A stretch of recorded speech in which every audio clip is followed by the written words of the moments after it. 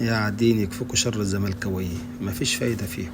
اسمعوا في اسمعوا. مباراة السوبر يوم 27 بكره الجمعة، الزمالك هيكسح الاهلي 2-0 لان الزمالك والتفاصيل اللي انت ملك. كنت بتقولها من شويه التفاصيل. الشوط الاولاني في نص الشوط الاولاني 1 للزمالك، والشوط الثاني في الدقيقة 80 75 الثاني للزمالك، والزمالك يفوز بالسوبر علشان الحاقدين واللي بيساعدوا الاهلي من تحت الترابيزه، حكام وكل حاجه بيساعدوا الاهلي من تحت الترابيزه، انما احنا لنا الله، لنا الله. احنا بنلعب كره قدم، احنا هنخطف في ناس كده. ايوه بنصبهم. انت اللي وانت بتساعدهم تعالى ايه؟ تعالى انت بابا على كل كلامه دول ده. بتساعدهم.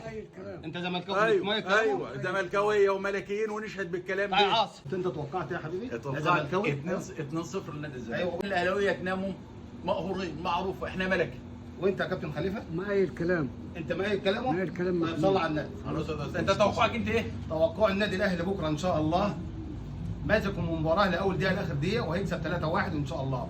بكره افكركم ابقى قابلني 3-1 يا ابني، للاهلي. انتوا فريق فاضي وجمهوركم فاضي. ها؟ الا في بقى وهتبقى فضيحه. لا استنى هتبقى فضيحه في المملكه العربيه الاهلي مش هيكسب. انا بقول لكم استنى، الاهلي مش هيكسب المباراه الا بمساعده الكفيل تركي الشيخ، عشان جايب لهم حكم ملاك على حسابهم قاعد هناك في الفيلا. هم دول الزملكاويه بس هم دول الزملكاويه.